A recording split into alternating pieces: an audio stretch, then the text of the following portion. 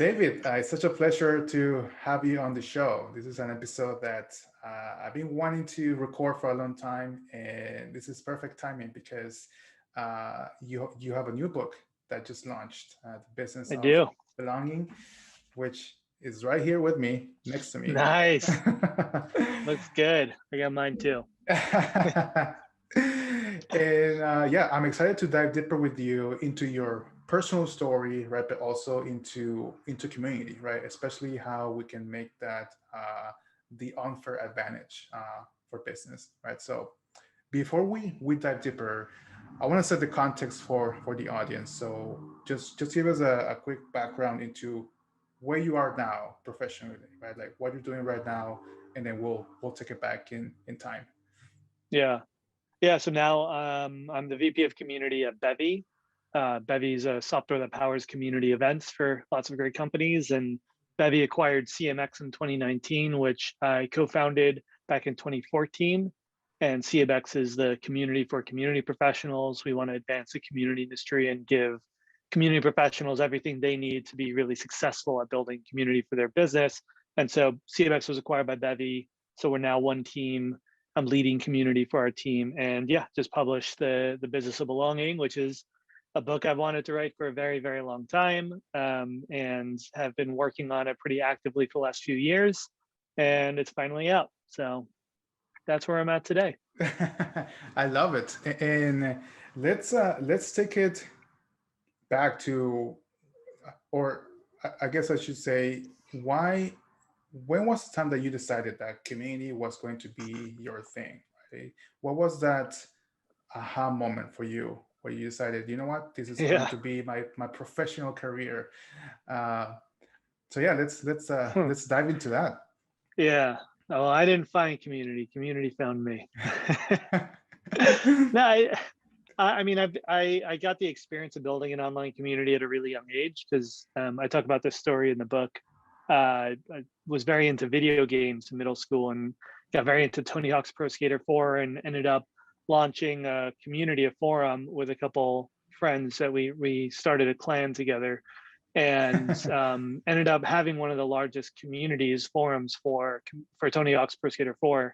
And so I was like 14 at the time, and we were running contests and moderating and engaging people and creating, a whole online community, the work that a lot of community builders do today.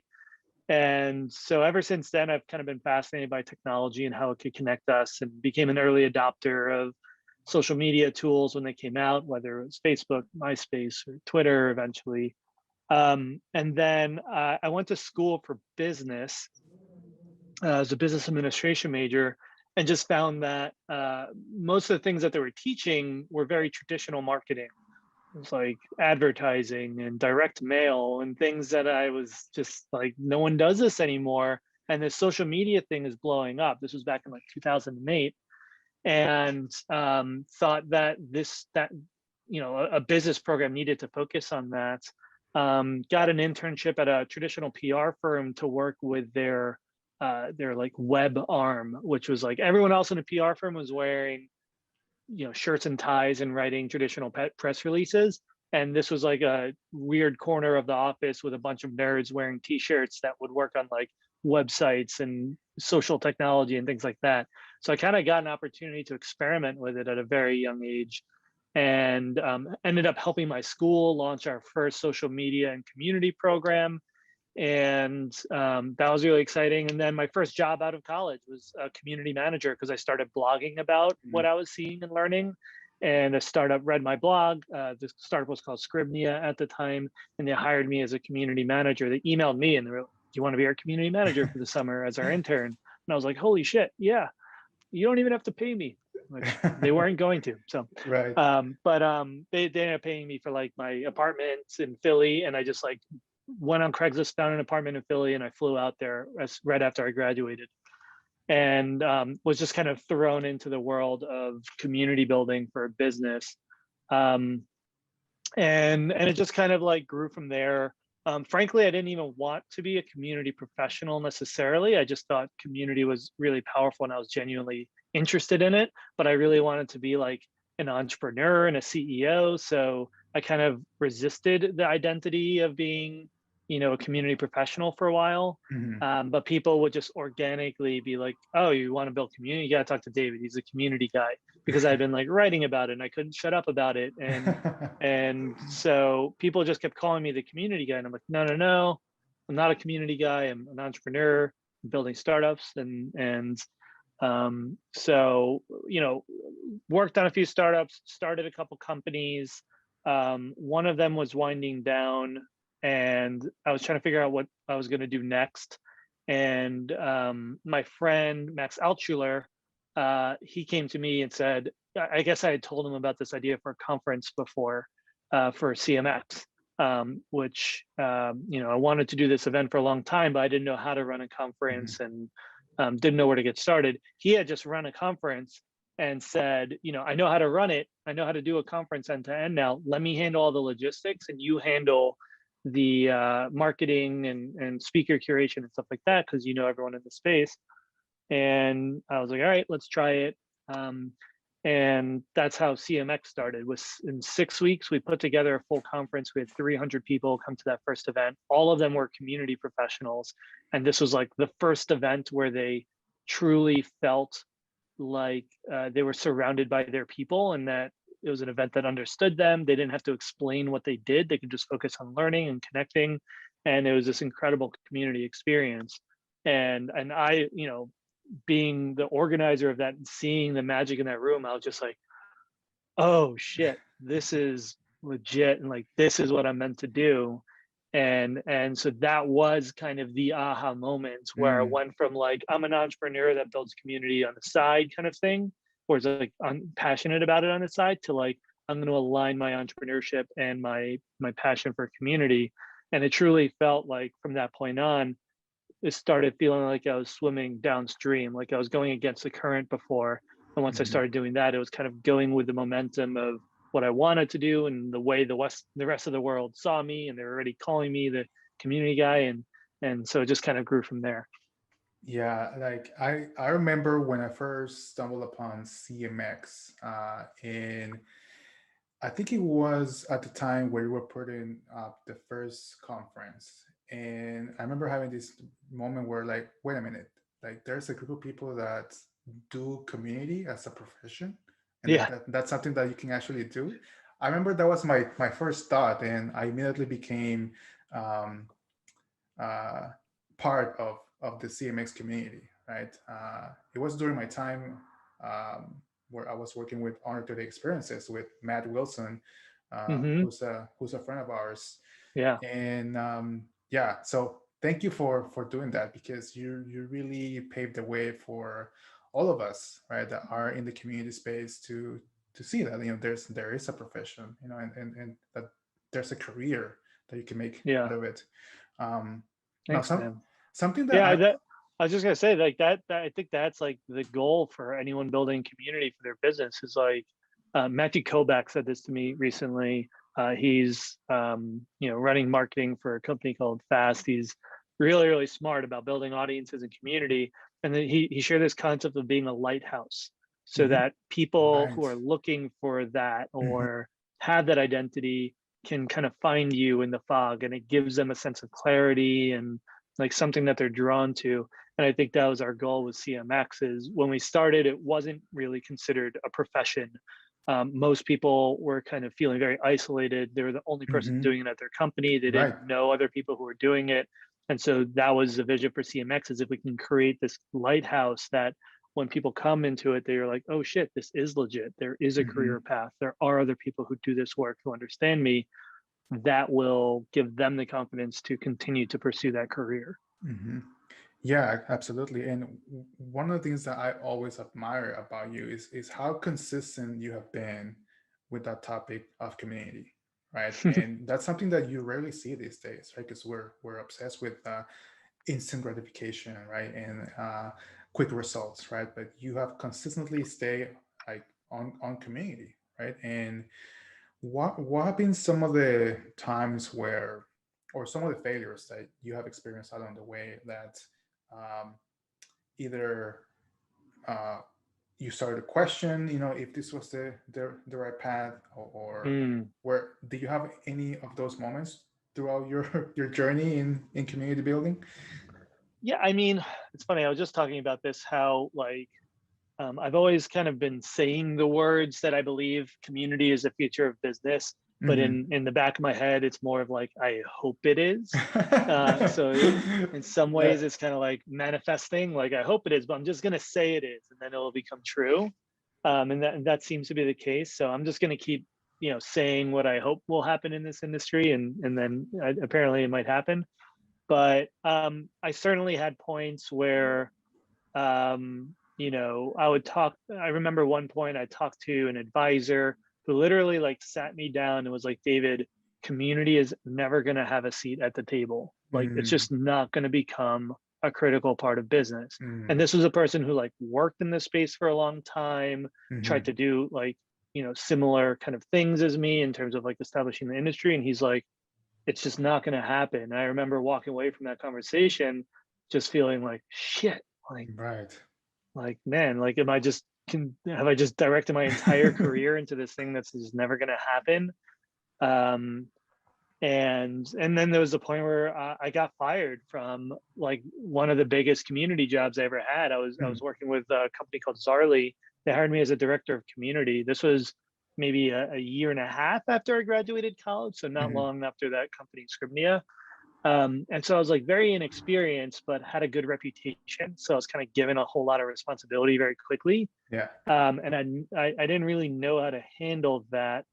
And so I just started like building community, like organizing events. And we did incredible work at building community. Like Mhm, I feel like I've always been very good at building community. right. We had like 15 chapters launched. We had a power user program going. We had an Mhm, online community space. We had like swag going out to everybody. We had this yeah. like great program going, but for a lot of reasons that a lot of them were out of my control, but some of them were in my control. It's like it was like, so what? So people Mm, are engaged. How is that adding up into something that's valuable for the mm, business? How is that right. adding up into something I can measure and report on?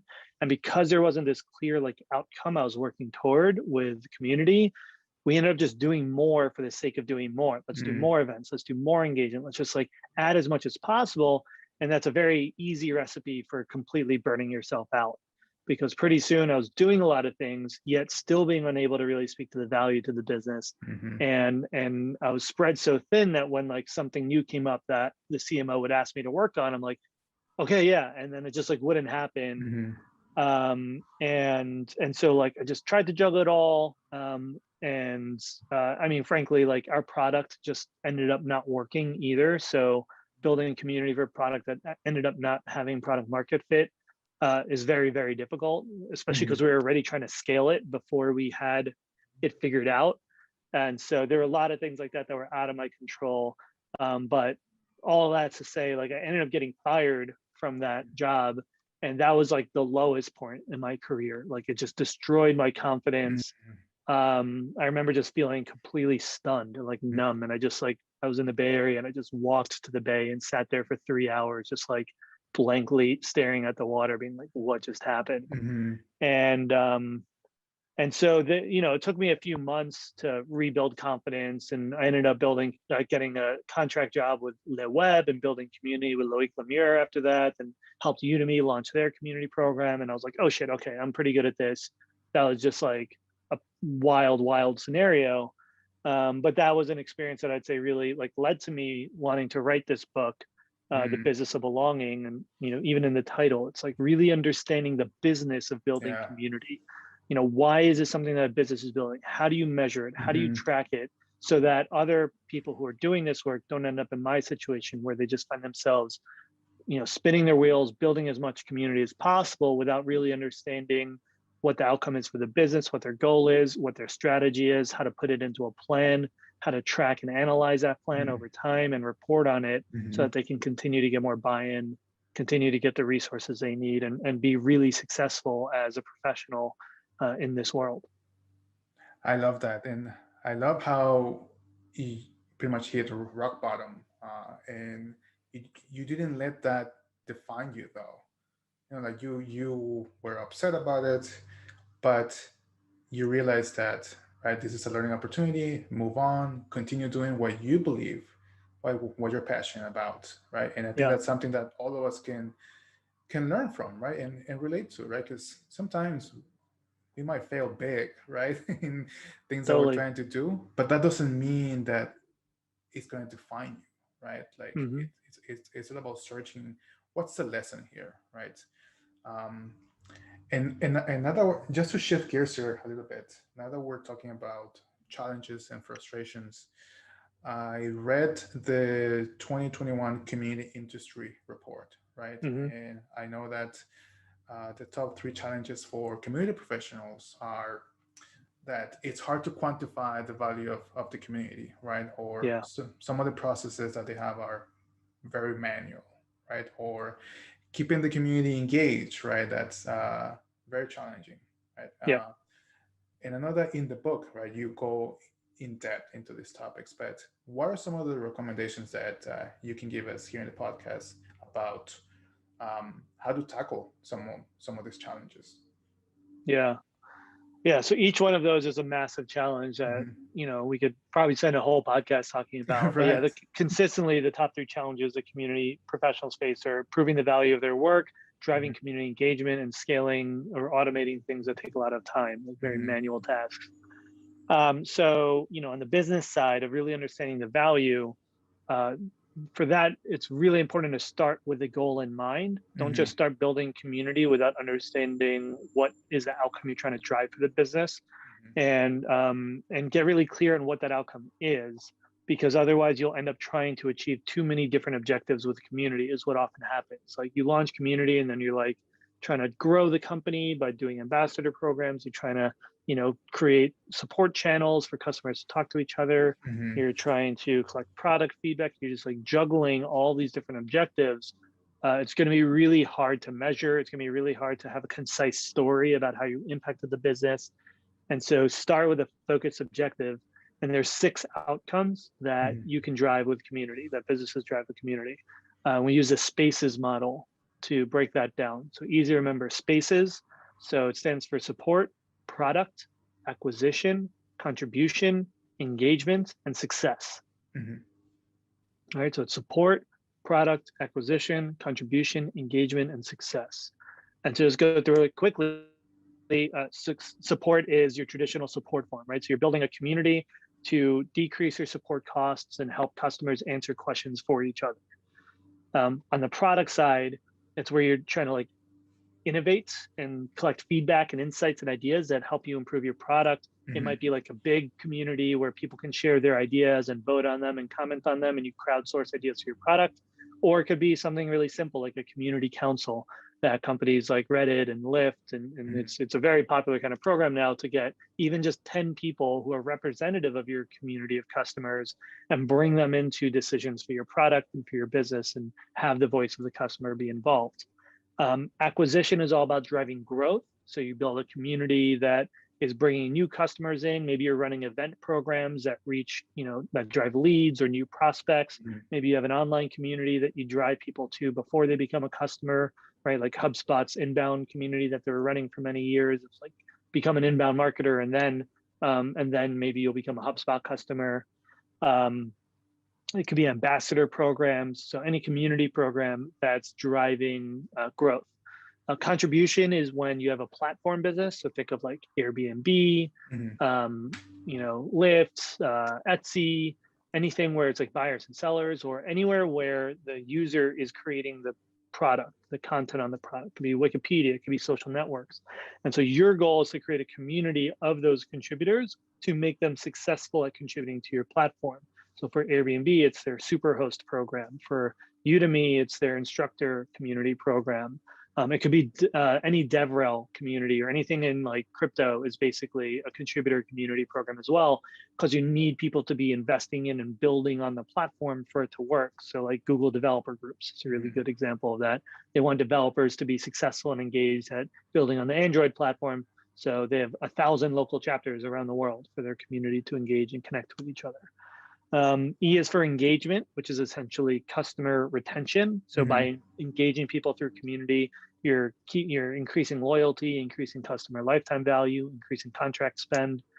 And then finally is success, where you're driving, helping your customers become more successful using your product or be more successful in their career by helping them teach each other. So like the Salesforce Trailblazer community programs are a really great example of that, where they have, thousands of chapters around the world, and it's empowers Salesforce admins to teach each other how to be more successful at using the tool and how to grow in their career. All right. So that's the Spaces model: support, product, acquisition, contribution, engagement, and success. I'll pause there because we can go into much deeper stuff for that engagement question and the automating manual processes question. But I think that really understanding the business objective first is like the key first step. Yeah, that's a great start, right? And essentially, you would pick one of the goals, right, from the Spaces model, right? Exactly. Yeah. And My tip's always to like whenever I teach this in a workshop, people end up like, I ask them how many people are doing, or how many of these objectives are you trying to drive? Mhm. And it's always like 3, 4, 5, sometimes all 6. And so I say that, look, like every one of those programs is going to have a different set of objectives. And in the book, I share like specific metrics you can track ROI of each kind of program, but each one's going to be different. Right. Each one might also require different tools and technology, because you're not going to use the same tool for an ambassador program that you're going to use for a support forum, right? Each one will actually have different members who want to participate, because your members who want to be ambassadors aren't necessarily the same people who want to contribute to a support forum or give you product feedback. They require different strategy. They have different timelines. And so if you're taking on more than one objective, everyone you're taking on is essentially like being an entire additional team with a new set of tools, Right. metrics, expectations. And within your organization, that also means you're going to have to work with the marketing team and the product team and the success team. So especially if you're a solo person, the solo community manager, which is often the case, you're going to be spread very thin. And then at the end of the quarter, the end of the year, when your boss is like, great, like what were the results of the community? And you just have this kind of like loose smattering of metrics and impact. That's not going to be a very concise, compelling story to say, like, this is how we drove growth for our business. So do what Erica Cool did when she built the Salesforce program up over 13 years. She started with one area. She started with marketing because she knew that was where she can track it. It was really important to the business, and members were motivated to participate. So she started with that. And then once she had that program working and she could prove that value, then she expanded to things like product, support, success, and so on. And now it's, all 6 across all of Salesforce. Yeah. Erica is someone that I also admire, right? Especially because she built the community program for Salesforce from the ground up, right? And it takes a lot of grit, a lot of resiliency to constantly, try to convince people that, hey, this is important. She is as gritty as it gets. Yeah, awesome. Exactly. Now, one question I want to ask you: what is one of the common misconceptions people have about building community? Right? What is one of the things that you hear out there that people have that's just a misconception? There's so many. One of your favorites. One is that like you can just have it be a part of someone's job, like give it to the support person to spend 50% of their time on community. No, you need at least a full-time dedicated person. Most likely you need a full team if you're really trying to do it at scale. No, you can't hand it to the intern either. They might have some good engagement in your Facebook group, but you're not going to actually have a clear strategy in place that you can measure and tie back to business objectives. 2 is like they start too big. So, especially if you already have a customer base of like 1,000 customers and you want to launch a community program, they want to launch it to all 1,000 customers. Actually, just today, someone DM'd me and they're like, my boss wants to launch a community to all 5,000 of our customers. What do you think about that? Do you think we should do that or start smaller? And it's like, always start smaller, because small is a superpower. It allows you to be very focused. It allows you to do things that don't scale. So you can like literally get on the phone with every member in the early days and talk to them and build a relationship. You can personally welcome every person. You can make them feel very special because you've curated this community with the right people. So now they know they've been selected and they know everyone else in there has been Mhm. selected. So they're much more likely to want to participate. And what it does is it gives you an opportunity to create a foundation of community. So, like the culture, the standard of quality for posts and responses, the tone and voice and vibe in your community, you can create that all much more easily when it's, 10 to maybe the first 100 people. If you had 1,000 people or 5,000 people, you miss that opportunity and it drowns people out. Like, they won't feel validated when they come into the community because no one's going to respond to them because they're introducing themselves alongside 5,000 other people. And that's a really critical part of building communities. Validation, we talk about the social identity cycle in the book, and that's the third stage, is Mhm. validation, making sure that when someone does take that step of participating, that they feel welcome, they feel included, they feel validated for that participation. So I think those are two very big misconceptions that we often see businesses have. Yeah, and I think the second one you mentioned, it is so underrated. But the fact that in the early stages of building community, you can get on the phone or on a Zoom call and have a conversation with that early member, build a relationship. It's often overlooked as one of the most effective strategies that you can implement, right? Yeah. Because it takes too much time or it's not scalable. But it is so important to do that from the early stages. Like I have experienced that myself, right? Being in an early stage startup, we did that basically, right? We built relationships with the early members, and You have to in the early days. it grew the community from 50 to 4,000 members by the time I left, right? Yeah. So it's just part of it, right? So Yeah. one thing that you mentioned, product and community, right? And I feel like this is going to be like a chicken or the egg kind of question, but what's I guess what should come first? Should you have a product first, or should you build a community first? Um, what uh, Yeah. what would you recommend there? I think you're always going to have a community. It's just the form of that community is going to change. So in the early days, like pre-product market fit, you're going to be building this community of early adopters who Mm-hmm. are going to give you feedback, get on the phone with you, use the product even though it's really shitty. Like you have to have that early community of people to build your product with. Otherwise, you're going to be building, blindly for nobody. So in the very early days, it's like an early adopter community. Should you launch a customer forum before you have product market fit? No, definitely not. Like Mm-hmm. you should wait till you have customers who need Right. a product forum before you launch that forum. But you're absolutely going to be building that foundation of community. And then once you have product market fit, then it's like, okay, great. Like, how do we build our community of our first 10 customers, or our first 3 customers, right? Just Mm-hmm. getting the first one is the hardest part. Yeah.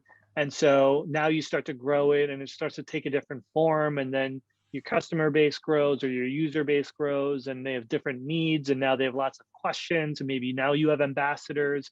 So now you create an ambassador program. But yeah, you shouldn't launch an ambassador program when no one cares about your business. No one gives a shit about your product yet. No one's Yeah. going to evangelize it organically, no matter how much you incentivize them. Mm-hmm. So you're always going to be building community from the very early days of Hmm. building your It's a good business and point. product. You just as your product and your business evolves, your community needs to evolve with it. I like that. Yeah, that makes so much sense, right? There's always going to be a community, right? And it's going to shift as the business grows, right? Um, Now, with let's say I'm putting together a community team, right? I'm convinced that community is, one of the best things I can do for my business, right? What would you recommend to someone on the hiring side, when putting together a job description, right, and recruiting? Because I've seen some job descriptions out there, and you could Yeah, tell that they're trying to combine like 3 roles into one, right? totally. Yeah, Or like I don't know, some some stuff. So what would you recommend to people in charge of recruiting, community professionals, right? Yeah. Yeah, totally. And look, like that's okay if you're a very early stage startup and it's like, yeah, we have like one technical lead, we have one support person um or you just have like you need one person to do social media, Hmm. marketing and community because you're just like three people at the company. Like, okay, fine. I would recommend articulating that you're aware that these should be multiple roles, but you're early stage. So I Hmm. would actually write in there like, I like that. this person will be responsible for marketing, social media, and community. We're still a very early stage company. And so you have an opportunity to kind of touch multiple different roles and departments over time. We will, create more specialty departments around it. Um, I think being really clear about your values is really important for attracting great community talent because community builders always care about working for a values driven company.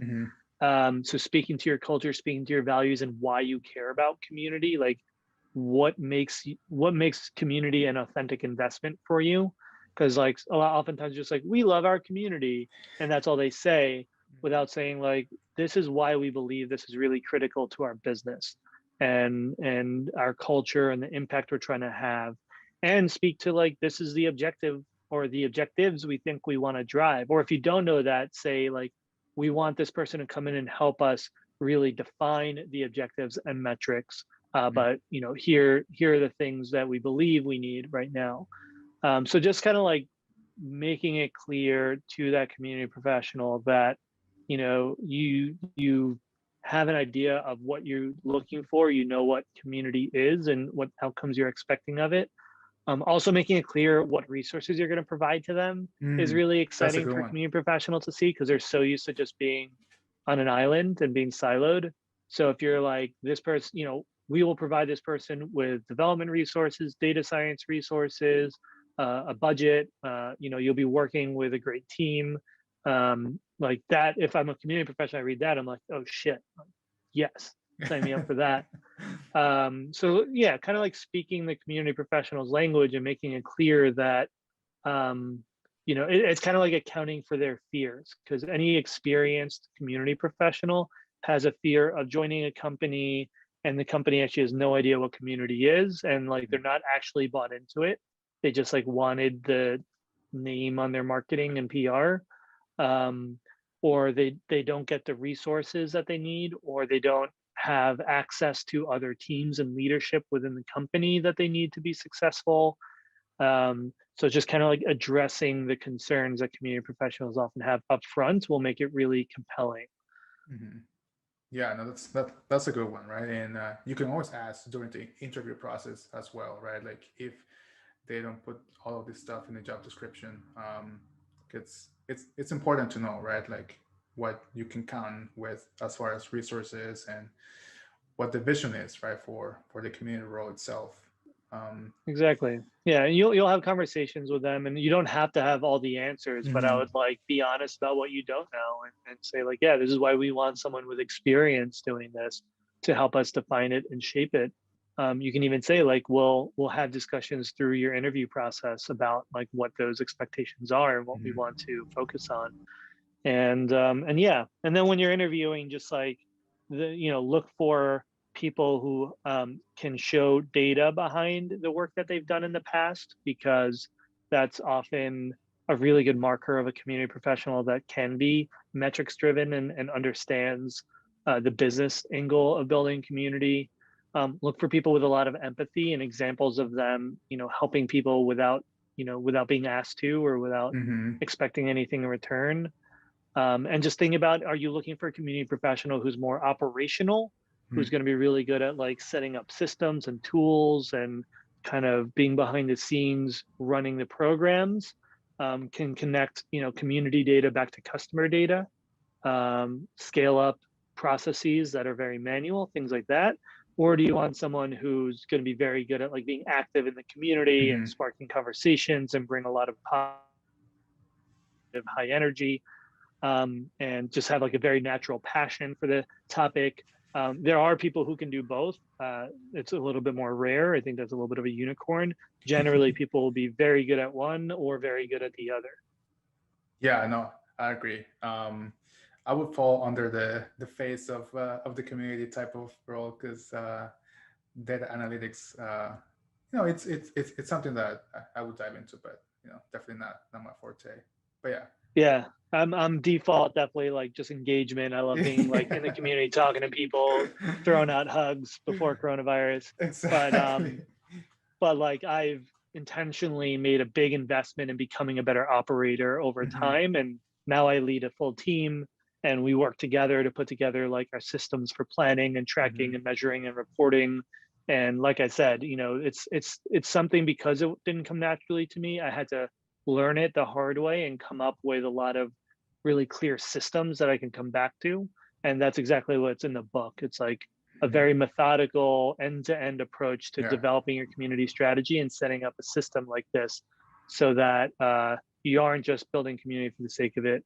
You are actually able to have an organized operation Hmm. that's tying it back to business goals and impact.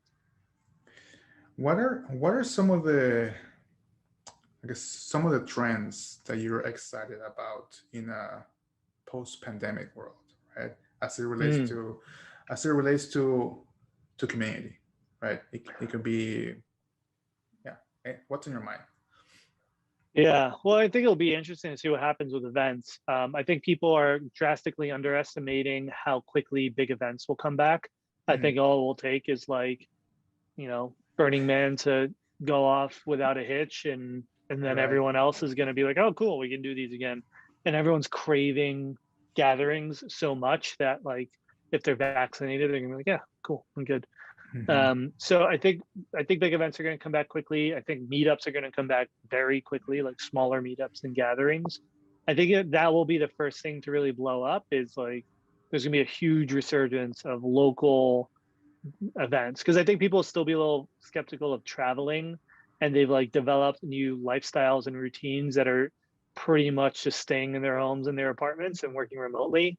So getting them to fly across the world, I think, will be harder. Getting them to like come to a location nearby for a smaller event meetup on a local level, I think people are going to do a ton of those. So we're going to see those blow up.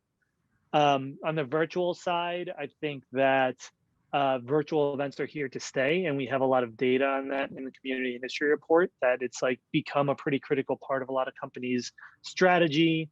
We've seen the value of virtual events now in Hmm. that they are a lot cheaper. Yeah.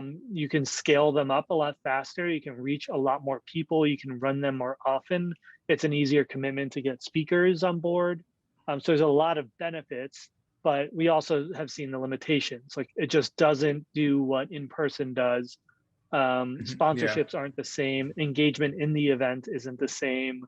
For a sales team or B2B company that's running conferences, like you don't get in the room with prospects and get to have a conversation or have a beer with them. Like you have to hope they come to your virtual booth and then follow up over email. It's a lot less efficient. Hmm. So I think virtual events are here to stay, and it will become much more of a hybrid program where you're Hmm. running both virtual and in-person events pretty regularly. What I don't think will happen, that a lot of people are saying is going to happen, is an actual hybrid event where you have people in person and online at an event simultaneously. Hmm. Um, there's a lot of people talking about that. I don't think they realize how hard it is in practice. And I know because I ran community for Le Web, which was essentially run as a hybrid event. We had like over 5,000 people in person, and we had thousands of people tune in online on the live stream. And I was managing the online community from the event. Wow. We were doing live interviews with speakers. We had like programming going Hmm. all day. We were engaging people. Um, but it's it's really hard. The people online are going to feel excluded. The people in person are not going to be participating in the online space, or it'll feel very noisy because they won't know who's actually there, who's not. Hmm. It's very expensive to live stream from a physical space in a very high quality way. It's like tens of thousands of dollars, and you have to have the live streaming software, and you have to pay for the Wi-Fi at the venue that costs tens of thousands of dollars. So there's all these like details that, like in theory, it sounds nice, of people being in person and then having this online component where people are also participating. In practice, I think it's going to be much more of either or. Either it's an in-person event or it's an online event. I would have to agree with you on that one. Like, I personally cannot wait to go to a conference in person. But I don't think I would want to do like a simultaneously, uh, you know, in person and virtual type of event. I don't think, because I would feel so overwhelmed, right? Like, where do I even start, right? Right. But yeah, no, I'm the same. Like, I can't wait. Like, as soon as I'm vaccinated, as soon as it's safe, I Same. can't wait Yeah. to fly Yeah. over to you and give you a hug, right? That's right. CMX Summit 2022 probably. I think Yeah. this year our plan this year is we're planning on a virtual event, and if we can add in-person components, we will add it as we get closer to the event. But it's going to be like default virtual, and we might have some in-person components. So after I said all that, like we are actually probably going to do a hybrid event. But we're also unique because like Bevy is literally a platform built for virtual events and Yeah. in-person events, and so we can run our own programs, and we'll see what happens. We'll see what like next year looks like, Hmm. and what kind of experience we actually want to create. Yeah, no, absolutely. And David, just to bring it home, what is one book that has had a profound influence on you that you would recommend to others? Besides your Oh book, of man, course. my book didn't impact me.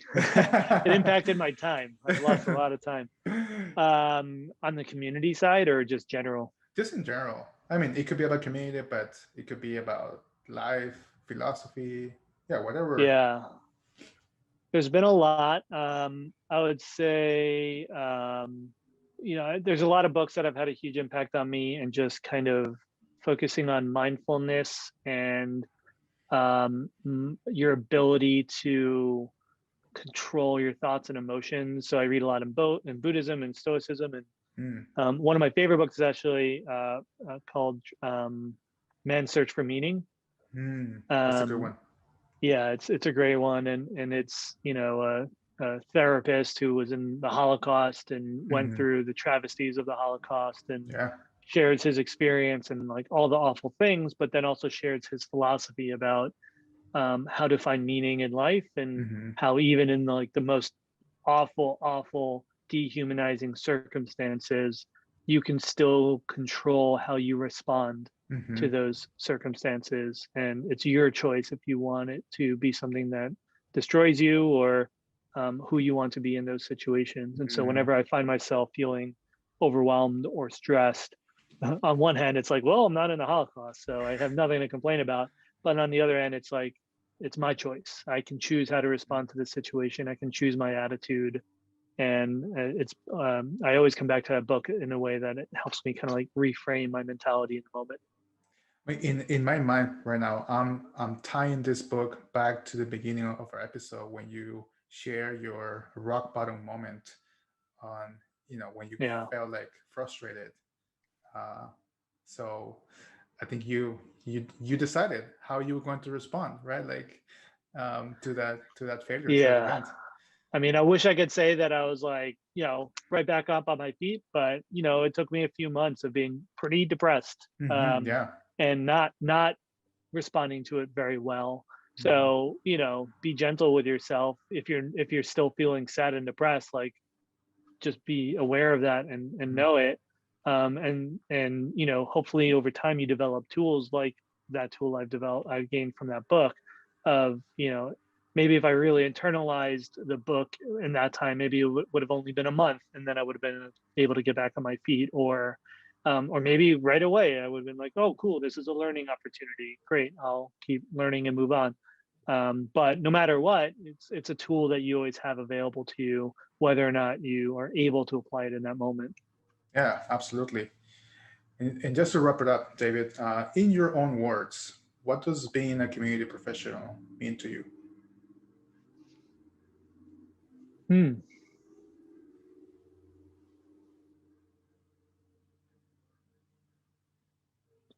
I mean, for me, it's what's always excited me about it is it's this like really fun combination of getting to work on really exciting things and projects and be really ambitious and challenge yourself to like grow a business and have, you know, a really big impact on people's lives by creating value on that way, while still doing it with a focus on the humans that are part of the company, the humans that are consuming the product, the humans that are investing in it. Because at the end of the day, a business is just a community. It's just a group of people, and you get to really connect with those people and see the value that comes out of connecting them with each other.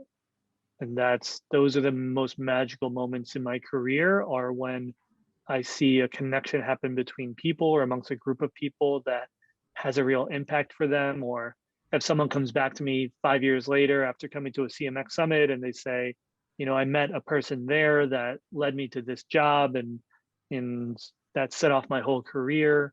Like it's those like points of connection that spark something in someone's life that for me is much more rewarding than any, you know, fundraise round or customer close or you know, a lot of the things we celebrate in the world of business. It's like those points of really meaningful connection is what really always just keeps me coming back every day. I love that, and I resonate with that so much because yeah, that's what I'm all about as well. You know, connections and the impact that those connections can have. Well, David, it's been a pleasure having you on the podcast and talk about community, your personal story, and hopefully we can get to have many more episodes and we can dive deeper into other topics around community and business. But for now, thank you so much for the opportunity. Yeah, I really appreciate you having me. You're doing amazing work too, man.